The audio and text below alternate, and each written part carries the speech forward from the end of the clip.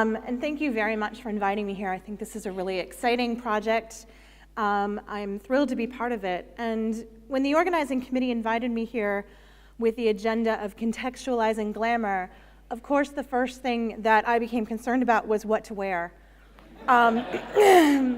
Which, as someone who, one of my main research interests is fashion history, that's not an unknown sensation. I think many fashion historians kind of freak out about what to wear, and then we all look a bit crazy. But it also, I think this signifies what the word glamour has come to mean to us today. It means style. It means sophistication. There's an aspirational quality to it. And perhaps it's kind of somewhat unattainable for most of us average plebs. But I also think it's very interesting that style is such a word that's rooted in Glasgow, right? We have Glasgow style, we're Glasgow city with style. So this idea of glamour is very much embedded in what we do. And in fact, next slide please, this makes perfect sense because, as many of you may know, glamour is actually originally a Scottish phenomenon. It's a Scots word. It was used at least as early as the 18th century, and it was brought into popular lexicon in the early 19th century by Sir Walter Scott. It's been noted that the first reference was in his 1805 poem, The Lay of the Minstrel. And I'm going to put Ranald on the spot for a minute here. He's agreed to actually read this quick passage for us because you don't want to hear lovely Scots dialect in my American accent. Okay, I'll give it a moment then, the volume spread, and one short spell therein he read, it had much of glamour might. Could make a lady seem a knight. The cobwebs on a dungeon wall seem tapestry in lordly hall. A nutshell seem a gilded barge. A shilling seem a palace large. And youth seem age, and age seem youth. All was delusion, naught was truth. Thank you. See, it was much lovelier than if I did it. All was delusion, naught was truth. And so the original meaning for the word glamour, it's actually a magical term. The notes to the poem describe it very well. In legends of Scottish superstition, glamour means the magic power of imposing upon the eyesight of the spectator, so that the appearance of an object shall be totally different from the reality. And I find this a very interesting notion in considering the architecture and design of the period we're looking at here, and perhaps even the overarching idea of the Gilded Age. Next slide, please. So, although the term the Gilded Age comes from the book by Mark Twain and Charles Dudley Warner of 1873 called The Gilded Age, A Tale of Today, which was, if you're not familiar with it, a story of a poor Tennessee family trying to make good and become wealthy by various property schemes. It's a series of short stories really written by the two of them, which become an allegory for American industrial materialism and corruption. And so, but it also conjures visions of the romantic decadence of the nouveau riche in America. It calls to mind the new money in American robber barons, as you can see in this illustration here, that built their fortunes on the backs of the working poor, and whose stunning estates and lifestyles turned a blind eye to the harsh realities of the majority of people, many of them recent immigrants, many of them from Scotland, as mine were. Was all of this wonderful architecture and then design a type of glamour to trick the eye away from the social problems of the era? Next, please. So I don't mean to turn this into a political lecture, although the timing for that would probably be really appropriate. But I'm perhaps more interested in how the very fabric of some of the design work is like a glamour. The appearance of gold and fine materials masking what's really iron, as we've seen, and woodwork. I'm going to return to this a little bit later on, but first I've been asked to give an overview of some of the art of design of the period that's impacted the grammar of glamour in Glasgow. And here I would also note that both grammar and glamour actually come from the same root word, the original Scots word gramarye, which is of course the word for magic. So although the Gilded Age is in fact this pejorative term, as Mark Twain put it forward and as it became caught up in the lexicon of the era, I do also think there's more than a little magic to this era. And in Glasgow, I aim to show you that at times the grammar of glamour was even a little more supernatural in its theme. So I have to confess that I feel a little bit glamoured myself by the caliber of my fellow speakers here. And I don't feel like I'm going to be telling you anything new or earth-shattering about Glasgow architecture and design. I think the others here in the room have much more expertise. They're much more seasoned than I am in this area. So what I hope to do more so is to kind of present a lens to consider the topics that we've presented today, and a framework for discussion about the possibility of a Gilded Age in Glasgow, because I do think that pejorative term, does it sit comfortably or uncomfortably? We've heard a bit about the industrial production, you know, and how gritty really was it. So I think that's something to think about. But I was also asked to discuss, as I said, the underlying principles that are distinctly British, which impacted both Gilded Age America and design principles here, and I think that's a good place for us to begin. So, next slide, please. I felt pretty pleased with the title of my talk. I thought I was really clever. But as many of you will know, I really actually stole it from someone far more clever than me, and that's Owen Jones, who of course wrote The Grammar of Ornament. So this 1853 text became the quintessential source for ornamental decoration in the Victorian era. And I think that, you know, we've just heard quite a bit about the 1851 exhibition, and of course Owen Jones was involved, and this kind of idea of the dissemination of design really came out of that, as many of you know. But I also think this is much more than simply a pattern book. I think it's a kind of social document, really, that reflects the growing interest of exotic forms of ornament cultivated through the dominance of the British Empire. So you've got things that refer to classicism in it, such as this one on the left about Pompeii, and also these wonderful capitals that start lending themselves towards a hybridity of a kind of design that incorporates various exotic principles. And this is, of course, the same hybridity we see around town in the work of Alexander Thomson. But next slide, I also think it's quite telling that there's plates like this that reference historicism, which is a huge part of this, but also this one called the Savage Tribes. It's very un-PC by our standards, but just kind of pick and choose from cultures not even represented by the British Empire, but really that are quite global in nature. So next slide, please.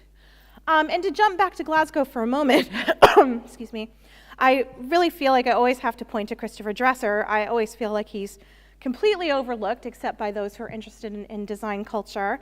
He was, of course, born in Glasgow, and he worked for Owen Jones as an illustrator originally, and then comes on to become a highly successful designer and perhaps what we might call one of the first or one of the earliest industrial designers. Dresser was not afraid to embrace industrial production. Next slide, please. And he thought that actually through good design there could be a very happy marriage between industry and working in good design. So he's quite different in some regards than some of the principles that were espoused by Morris. And I think in terms of this ongoing debate about was Mackintosh an arts and crafts designer, I think in principle he follows much more the footsteps of Dresser, whereas maybe in philosophy he liked to echo those of Morris. But we see the reality, and I'll get back to this a little bit later too.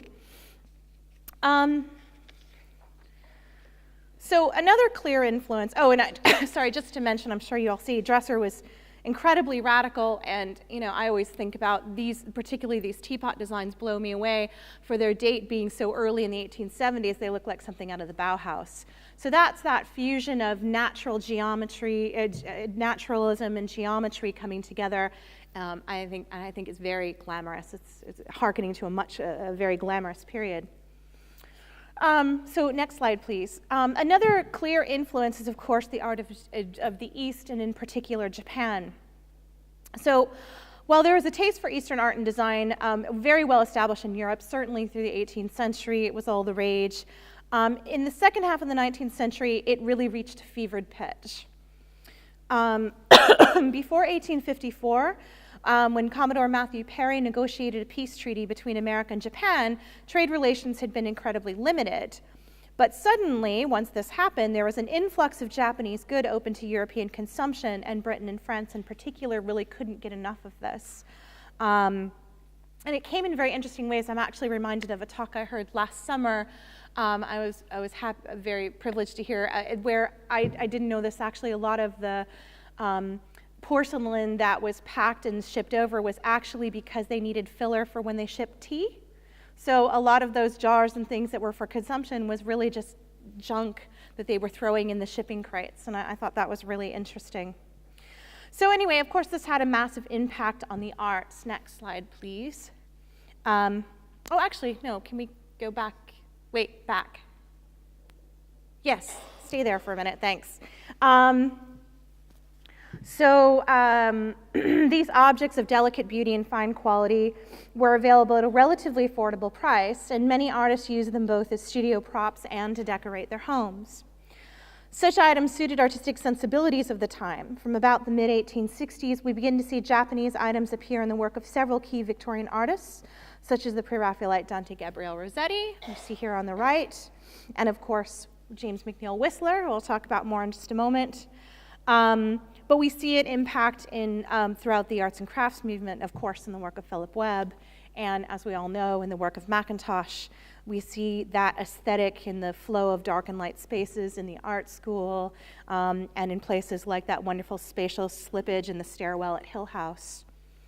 So by the 1870s, this idea of a simple and elegant but unified design had started taking over artistic communities, even down to the way people dressed, which is something I'll come back to in a minute. But there's also an increasing shift towards more exotic and, excuse me, some would say decadent tastes. Rather than making art that was beautiful and useful, as the arts and crafts suggested, some felt that art should actually have no use. That is, it should only exist to provide pleasure and delight for the senses. And here we're getting to this idea of art for art's sake. This has come to us now to be known as aestheticism. And those of us who work on the research around this, there's been a real push to move away from saying the aesthetic movement, because this idea of it being some kind of codified philosophy that had a kind of manifesto is actually false. It was more of a general sense in the design community, and there was a lot of debate inside it as to what it meant. So aestheticism is a kind of way of being. And while the taste for Eastern art had much to do with the development, it was seen externally as being just highly decorative in nature, but as I hope you'll see in a moment, it had much more to do with that than with that. But there's a lot of interesting stories about these artists collecting these items, competitions between Rossetti and Whistler, in fact, in which they tried to see who could find the best piece of blue and white china, and they held dinner parties just to show off their chargers and things like that. But at the same time, there's not a real interest in authenticity. If we can move forward. So these items are appropriated and used in ways that show that they don't really care about creating an authentic kind of East. They're more interested in the sumptuousness of the pattern, the textiles, the richness, and how they can be employed in their decorative schemes. Next slide, please.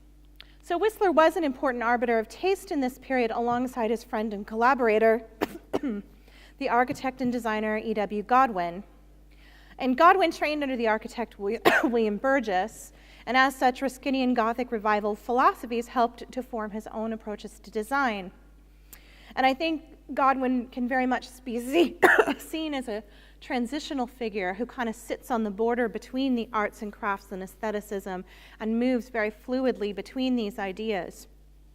I think that's a hazy boundary anyway.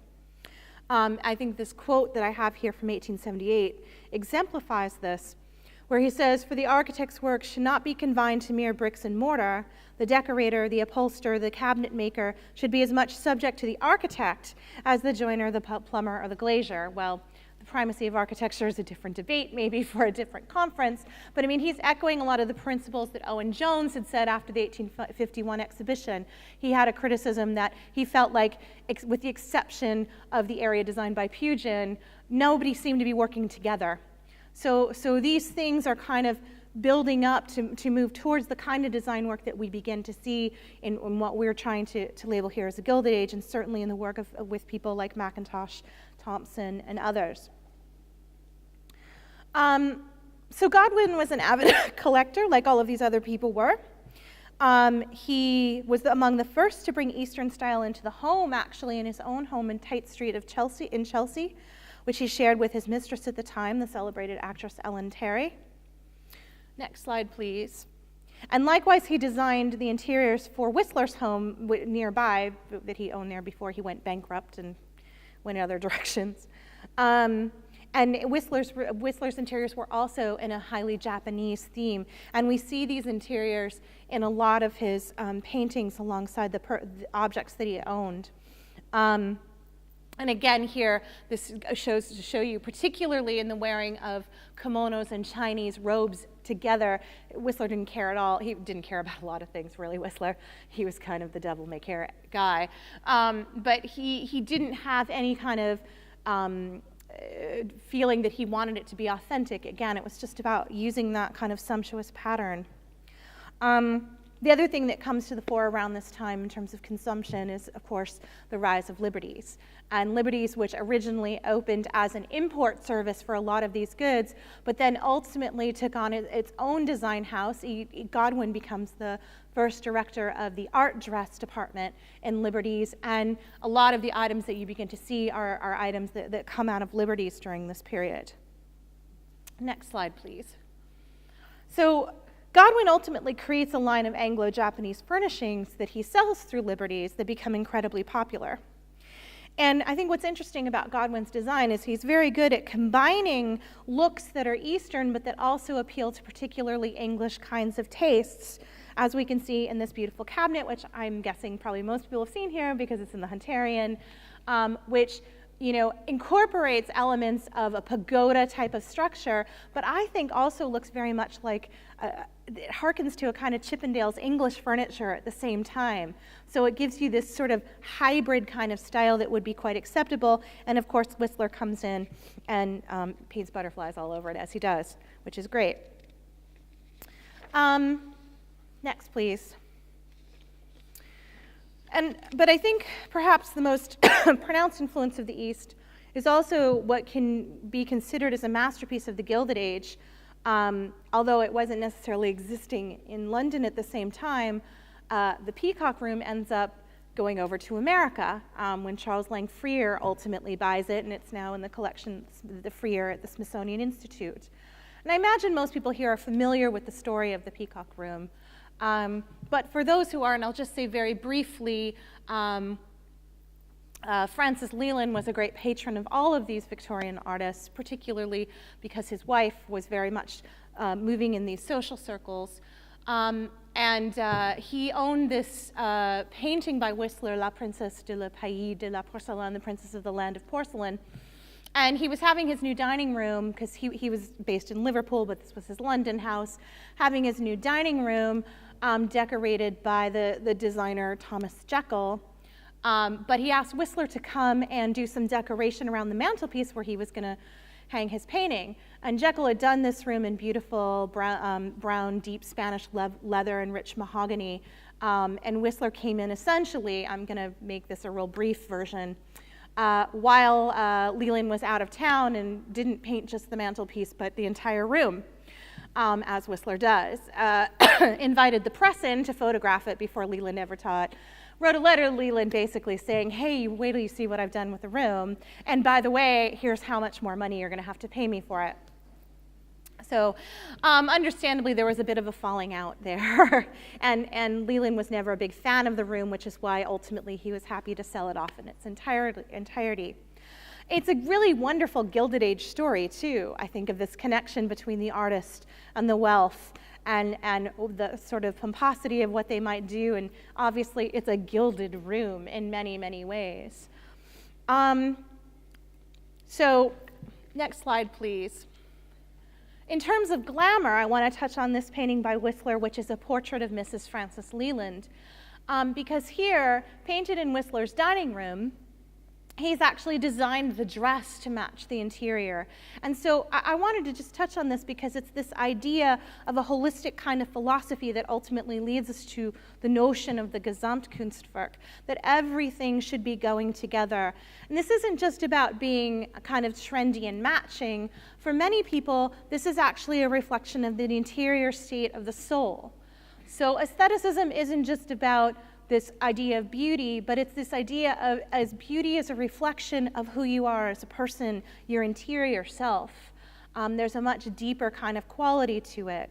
So Whistler designs this space holistic. Now Whistler's maybe not the best example of someone who's very much interested in this deep spiritual philosophy, but I think perhaps somebody who is, next slide please, in some ways, is this guy. Because I'm quite fascinated, I bring this up a lot in lectures with students, about the preface to The Picture of Dorian Gray. Wilde, writes this, originally Dorian Gray comes out serially, and of course it creates an uproar, which is great for publication, so he publishes it as a full book. And it's not until it comes out as a book in and of itself that he writes this preface. And the preface to it is kind of a reaction to the criticism he's receiving in the press of it being this kind of, horrible, decadent, sinful thing. And in it, he starts talking about how you look beneath the surface at your peril. The critic is somebody who basically, what does he say? When you look at it, it's the Caliban seeing his face in the glass. That actually what you're seeing, if you're seeing ugly things in something, that's a reflection of your interior self. So although certainly Dorian Gray is the wonderful Gilded Age reflection, I mean, what could be more, Gilded Age than talking about a painting that's a reflection of the deterioration of somebody's soul? But when he goes to defend this work, he comes up ultimately with this wonderful term at the end, all art is quite useless. He's trying to warn us off reading anything deep in it, but that's at complete odds with the story that he's written. So I do think that there is a very kind of a deep spiritual reflection that's being suggested through this story, which is completely describes aestheticism throughout, as those of you who've read it will know. So next slide, please. Just like Oscar Wilde, we're going to skip across the pond now. Oscar Wilde was, of course, asked to do a speaking tour of America for the purposes, actually, of Gilbert and Sullivan's music Patience, which was a spoof of aestheticism, was going to be toured in America, and they booked it out and then realized that Americans had no idea what aestheticism was, and they wouldn't get any of the jokes. So who better to go send over to America than Oscar Wilde to tell the American people what aestheticism was so they could go to the play and get the jokes. And he was alternately a hit and a miss. He was quite made fun of in Boston. He did well in New York, and he actually did quite well in the Midwest, which was surprising to me, not being an East Coaster. But so there is a kind of foundation for Americans understanding aestheticism. However, I'm only just going to show you a few examples of some of the great Gilded Age houses. You call them country houses, which is crazy too. But mostly I'm touching on the Vanderbilt's homes, just to kind of, I think it's a good point of comparison. So the first one is the Biltmore Estate, which was built near Asheville, North Carolina. It was actually on land that they were trying to preserve, forest land, and it's still one of the largest forest preserves. All the land around it is a reserve. And it was built by Richard Morris Hunt, who was the first American to enter the École des Beaux-Arts in 1846. The École des Beaux-Arts is something that I also think gets skipped over. Well, when we start talking about things here, we always focus a lot on arts and crafts and Art Nouveau, but the École des Beaux-Arts is hugely important for us, the Bourdon and everything. So in any case, he went to the École, and then this was the first large commission that he did for the Vanderbilts. It's still the largest private residence in the United States, although it's open to the public now. Somebody else tried to build something bigger, and there's a documentary about how it failed, I think. And the gardens were designed by Frederick Law Olmsted, who was, of course, the designer of Central Park and one of the pioneers behind the City Beautiful movement and the kind of parks grid system that actually starts to get transported over here. Next slide, please. So he went on to design other houses, particularly in Newport for the Vanderbilt family. So here I'm showing you Marble House. And we can start thinking about the hybridity of styles. Clearly, the Biltmore was a French Renaissance chateau, which he was very influenced by this style, actually, because when he was in Paris studying, he did work on renovations at the Louvre when that was ongoing. But then here he adopts a much more classical style. And then the next slide, of course, we have the great masterpiece of Newport, the Breakers. This, for me, and I think for many people, when we think Gilded Age, this is it, right here. It's the Breakers. It's completely over the top inside. It's done in the style we know as Le Goût Rothschild. The Rothschilds are at their peak during this period, and everyone's trying to emulate it. So this idea of gilding, now, I mean, the Vanderbilts, of course, were incredibly wealthy. They still are. In fact, I was just reading that all of these homes are now run by the Newport Historical Society, and 21 Vanderbilts have just written them a letter saying that they think that they're abusing the Breakers because they want to build a visitor center externally on the property for people to use better toilets and get sandwiches, which is interesting for us because we have all this kind of thing happening here all the time. And the Vanderbilts think they should build it somewhere else. So in any case, but they have no say over what's happening. I'm just kind of citing to talk about the kind of agency that these families still have or try to have on these properties. But of course, as I said, it's a hallmark of the Gilded Age in America, which went to go on and influence a huge number of designers. The interior lavishly uses heavy textile fabrics like damask, brocade, and velvet.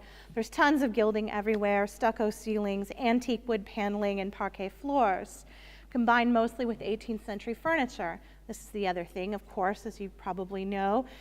For America and the American Nouveau Riche, it's about getting the best of the best, and of course what that means is just bringing it over from Europe as much as possible.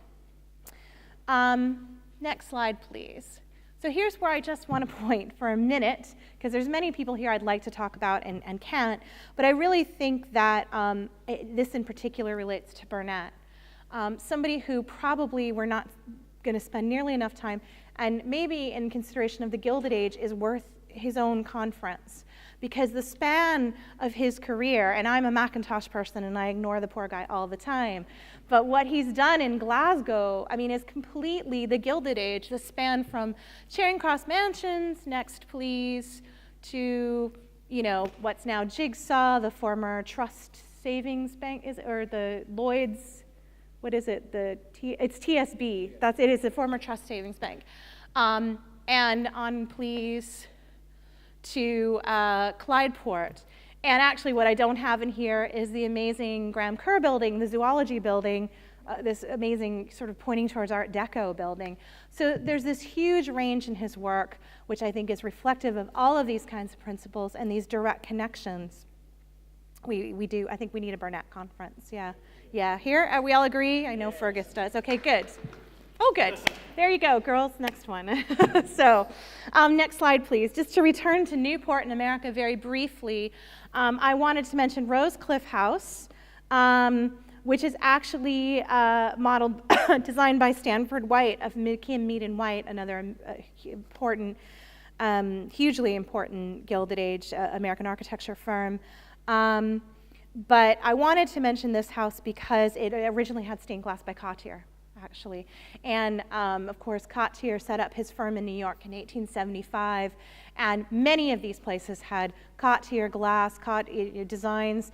Also, Morris & Company was working over there alongside Tiffany's and everything. So there's a huge connection between us and them in this, and I think that, again, makes a very strong case for this idea of the Gilded Age. Next, please. Cottier also did stained glass for Trinity Church alongside Morris & Company, so it spreads out throughout the Northeast. And Trinity Church, of course, was designed, excuse me, by Richardson. Next slide, please. Which brings me to mind that we can't forget, as we've already seen so far, that this is the industrial age, and so architecture during this period is going through massive transformation. So excuse me, the Marshall Fields Warehouse, I'm gonna have to have some water. The Marshall Fields Warehouse is this wonderful hybrid building during this period. As you can see, it was inspired very much by the Palazzo Medici Riccardi. Except instead of the way in which this architecture, this Romanesque building, as the exterior is reflective of the interior, the Marshall Fields Warehouse looks like it has 4 partitions, but it's really concealing 7 floors. It has load-bearing external masonry, but an interior skeleton of steel, which allows for this open plan warehouse to have these kind of dynamic, and the floors are fairly low, so you get much, much more space inside the building. So again, it's this hybrid. It's not quite the curtain wall yet, but it's utilizing these styles in a very innovative way. And next slide, please.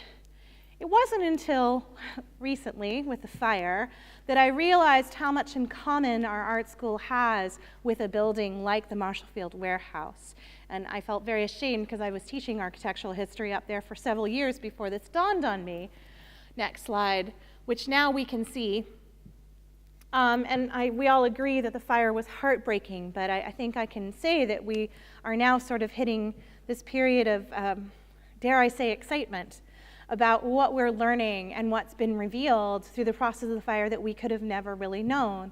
Some of us maybe, are savvier than others and understood. I know I was misled on some of the structure. For some reason, I always thought that there were steel supports inside the library timber columns, but in fact, you can see very clearly in this burnout that they're wood.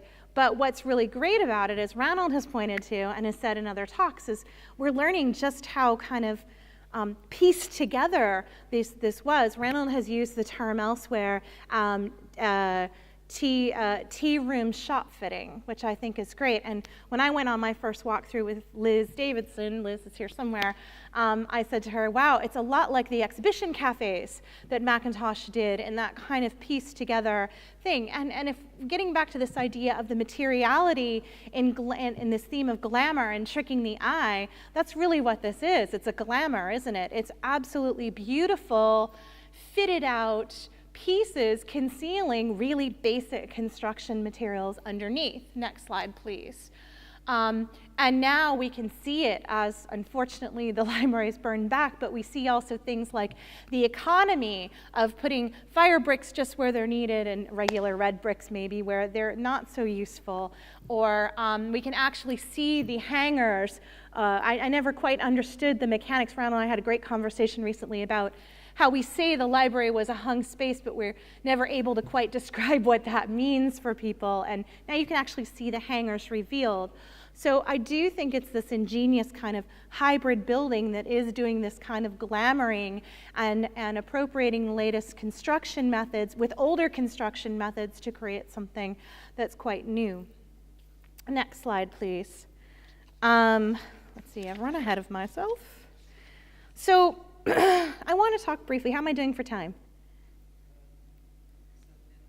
I have left? Wow, okay, let's go. So a lot of my research has been on tea rooms. I've talked about this quite a few times around town, so I'll just run through things very quickly.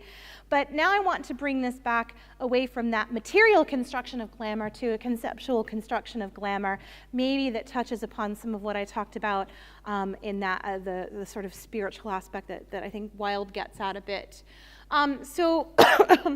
We all know that Mackintosh worked for Miss Cranston. He did amazing tea rooms all around town. But there's a symbolic quality to his work. We always struggle with how to classify Mackintosh if we really want to classify anybody. Is he arts and crafts? Is he Art Nouveau? Sure, but really I always like to classify him as a symbolist artist, a symbolist architect, symbolist designer. And symbolist architects really are actually kind of international Art Nouveau. excuse me, so in any case, looking at an image, for example, that ends up becoming the wall pattern on his first commission, but this beautiful drawing ostensibly of Margaret, part seen, imagined part, in the title, we're getting at this idea of what is known and what is unknown, the tricks of the eye and what you maybe can't ever quite see. Moving on, please. So when he first works with his wife-to-be at the time, they're married towards the end of 1900, and they're working on this commission together in the days leading up to their marriage. You know, they do begin creating these amazing symbolic narratives in the tea room. And if you could see the panels across from each other, they create these wonderful discourses. And I've argued elsewhere, and probably many of you heard me say this, the gesso panels are really the key to understanding these dynamic narrative interiors that Mackintosh was creating, particularly the ones that he was creating in partnership with Margaret MacDonald. And so, for example, in the Ingram Street Tea Room, you have the panels which one represents the May Queen, one represents the wassail. So that's the May Queen, the rebirth of summer, the spring coming into summer, the wassail being the winter season. You can have these kind of cycles of life that happen within the room. They can be interpreted that way and carried out in the decorative patterns around.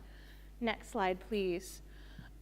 These panels, of course, are really wonderful documents in how they worked. This is the only panel by Mackintosh. All the other gessos were made by Margaret. And Mackintosh makes a testament to their working on them together in a letter that he writes to Mutasius, in which he says, just now we're working on the panels for Miss Cranston's tea room. I'm working on one, Miss MacDonald is working on the other. We're working them together, and that makes the work quite pleasant, which is lovely, so lovely. I've memorized that so long now. But this idea of romantic love really underpins a lot of the work, and it's something that's very tricky, and you know, academics like me aren't supposed to talk about romance, but I don't care anymore. I'm going to, because I think it's a really important part of what's going on here. And we might think about the larger sense of romances too, or other kinds of collaborative, intimate kind of relationships that happen in familial connections. Or really loved it earlier when it was mentioned that there was a political and an artistic connection. I agree that those are things that we need to explore more. So, see, next slide, what else do I have here about this? Oh yeah, and this is just me harping on about this because, you know, Margaret's part in this is still, to this day, something we have to fight for, it seems, which usually I talk on a one-to-one level and everyone thinks Margaret's amazing, so that's fine. But this makes me crazy. I keep seeing this in our lovely Mackintosh gift shops, which is a mug. If you can't see it very well here, it's a cute little mug with an illustration of Mackintosh, and the design inside is essentially Margaret asking Charles if he needs a sandwich. Honey, do you want your lunch yet? Oh no, sorry, I'm still working on a mug. So even in like our tourist hat, we're representing Margaret as the one who made him sandwiches while he was working. So, sorry, that was just me having an aside, a little bit of a go. But in the next slide, actually we can see that they went to the Vienna Secession exhibit in 1900, and very clearly Margaret was reportedly, rose petals were thrown at her feet, and she was a very well respected part of this.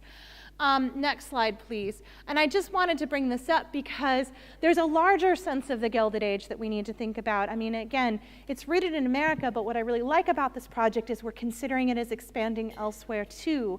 And there's a lot happening. And we struggle with these terms for things. There's the Belle Epoque. It's pretty much the same thing. National Romanticism. Okay, well, how do politics play into this? That has a huge part. So there's all these kind of sticky terms that I think it's good for us to sort of piece out and have these conversations about. Next slide, please. I probably only have a couple minutes, so I won't run through the whole Willow Tea Room, but the next slide, please. The Willow Tea Room for me is the quintessential example of the kind of narrative interiors that they were making together, and probably the best example of this idea of a glamouring of space. Taking its theme from Sauchiehall Street, the Alley of the Willows, they actually turned to the poetry of Rossetti, going back to someone we mentioned earlier, as inspiration. And I've discussed this elsewhere, how the narrative cycle of these poems Rossetti wrote, the Willowwood cycle of poems, actually underpin the decorative scheme. of the interior. And if you can just go to the next slide quickly. Usually I take a moment to read all the poems, and it's really lovely and fun, and I'm not going to do that today. I encourage you to go look at them.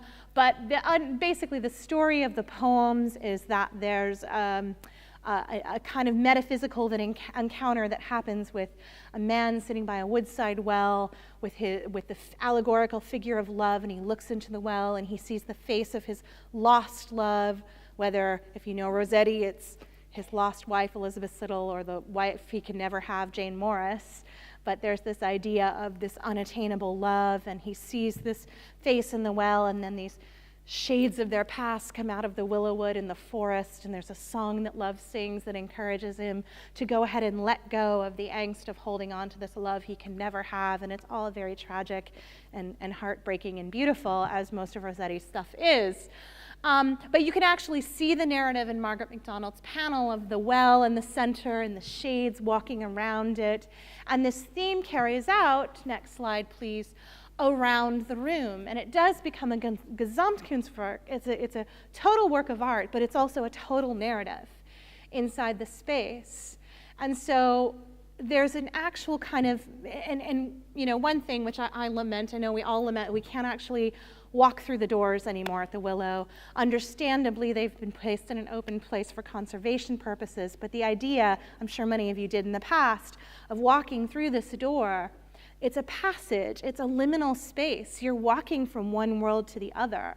I think in the Willow Tea Room, the Mackintoshes created a kind of glamour that took us out of the grit of Sauchiehall Street and brought us into this other world that we can only experience. And it's a very sensual kind of experience between the decoration, the atmosphere of the room, the sound of the clinking china, even that vaulted ceiling. Has anyone ever sat in the corner there? You can hear the whisper from the other side of the conversation. It has that effect. So, you know, if you're not in there with a big tour bus, you get a quite extraordinary experience. Okay, I'm right there. Next slide, please. So anyway, this is the idea of the Gesamtkunstwerk, the total work of art. And I don't have to say that to you, we're convinced you too much that Mackintosh's work has a kind of longevity to it. There's maybe a sense of timelessness to some of the designs. Next slide, please. But one of the things I like to just point out too, if we think about it in terms of decadence, Mackintosh furniture has been picked up in some very interesting places in terms of storytelling. For example, in the film Blade Runner, which is a sci-fi story about a dystopian future. And you've got Mackintosh furniture inside Frank Lloyd Wright houses, actually, is representing that. But perhaps my favorite place, next slide, is in Madonna's Express Yourself video from 1989, which is, again, a kind of dark, dystopic future, corporate controlled. There's a lot of industry, you know, half-naked dancers dancing around industry, but, and she's crawling across the floor to lick up a bowl of milk, but there's Mackintosh chairs there right behind her. So, like, I think it's there's an interesting connection between somehow the design of Mackintosh working in these science fiction ideas of industry. So, to wrap it up, let me flip to my end notes since I totally went off book here. So there's so many things I didn't discuss that I should have. As I said, Greek Thompson, Cottier, we'll have some of that later, thankfully. We can consider the municipal buildings. I didn't talk about the city chambers, you know, the exterior left, which is actually made of the materials, and then the faked out other side for just the people.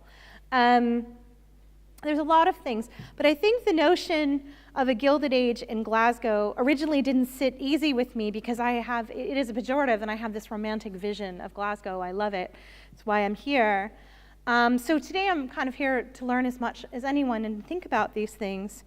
But I do suspect that Glasgow did indeed have a Gilded Age where the eye was glamored to look over the gripped, to look over that corrupt industrial underbelly that exists. But actually, I think that industrial underbelly makes it all the more interesting, too. So that's all. Thank you.